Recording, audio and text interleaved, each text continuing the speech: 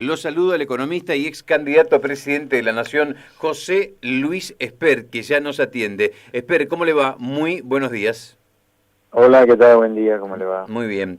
La verdad que lo llamo porque vi una nota hoy con un título que decía que el presidente Alberto Fernández, para usted, ¿no?, está subestimando la cuestión económica con esto de la pandemia. Sí, sí, yo creo que sí. A ver, así como la pandemia pone en serísimo riesgo la salud, por eso las cuarentenas a su vez, lamentablemente, pero es un hecho, y más una cuarentena como la que ha decidido Argentina, bastante dura, trae consecuencias muy, muy duras para con la economía. Yo diría, provoca derrumbes directamente de la economía. La economía argentina se va a derrumbar la actividad económica y va a provocar una serie de daños colaterales gigantes como quiebres de empresas, quiebres de sectores, suba muy fuerte el desempleo. Y yo, atónito, lo veo al presidente decir alegremente que nadie lo va a correr con la economía, como si uno lo estuviera chicaneando. Discúlpeme, pero la economía, no hay economía sin salud y no hay salud sin economía. Esto es una moneda con dos caras, no son dos monedas diferentes y antitéticas. Si usted quiere tener salud, a la larga va a tener que tener una economía sana y viceversa. Para tener una economía sana necesita de salud. O sea, yo no me pongo a juzgar la cuarentena porque es un tema muy, muy, muy para especialistas en epidemias, sanitaristas, pero me preocupa muchísimo el desdén con el cual el presidente está tratando la economía. Sí. Yo creo que acá hay que ir a que, a que se permita que las empresas cierren los acuerdos laborales que puedan con las empresas, con los trabajadores, por pedido por hora, por semana, pero darle flexibilidad absoluta porque hay que preservar el empleo, para lo cual es necesario preservar las empresas. También hay que bajar el gasto público muy fuerte porque el Estado se ha quedado sin recaudación y no alcanza solamente con los salarios de los funcionarios. Para los empleados públicos podremos poner un tope o un mínimo a partir del cual se bajan los salarios, por debajo es ese mínimo no, pero el Estado se va a quedar sin recaudación, por lo tanto urge anticipadamente empezar a bajar el gasto público. Se requiere también no recurrir a cosas como las que algunos miembros del gobierno están haciendo, como pretender poner impuestos en estas circunstancias.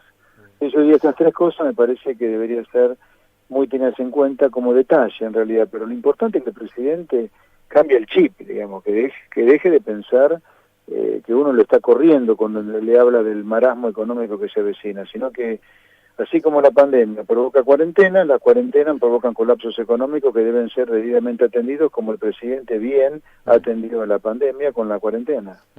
¿Se sabe más o menos eh, cuál sería la pérdida económica? Porque, bueno, hay recaudación cero, dicen en algunos municipios, las provincias también se están quejando. ¿Más o menos hay un estimativo del impacto económico? Mire, va a tener una caída de la actividad económica en algún trimestre de este año, igual o superior a la caída que tuvo el PBI en el 2002, que fue del 11%, que fue la peor caída que tuvo la economía argentina en el último siglo. A ver, de esa caída de la actividad estamos hablando. Por lo tanto, estamos hablando de un derrumbe absoluto de la recaudación de impuestos.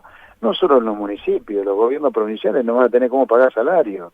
Esto no lo puede solucionar usted con pura emisión monetaria, porque si no Argentina va a terminar en una situación con un estallido inflacionario. Usted tiene que ayudarlo desde la política fiscal, desde el gasto público, pero intentamente bajándolo, por lo menos transitoriamente, para que usted tenga un déficit fiscal un poquito manejable, no el descontrol del déficit fiscal al que vamos por la caída de la recaudación. Acá no se trata de ideología, incluso simplemente sentido común.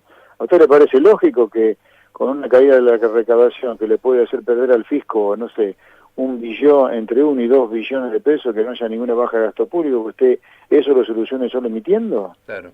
¿Sabe dónde va a ir la tasa de inflación? Y por lo tanto los pobres, que no tienen ningún resguardo contra la inflación, lo que va a pasar es explotar la pobreza acá.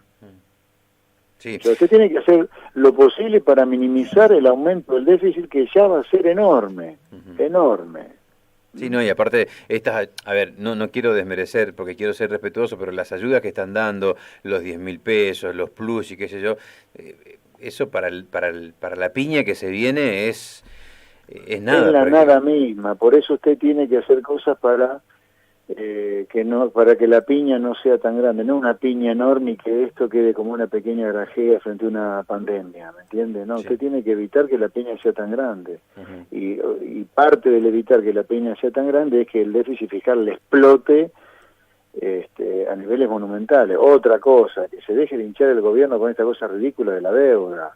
Usted tiene que tener todos los canales de financiamiento abiertos porque el déficit fiscal lo va a explotar. Entonces andar jugando con el default de la deuda es una cosa peligrosísima y hasta irresponsable. Ujú.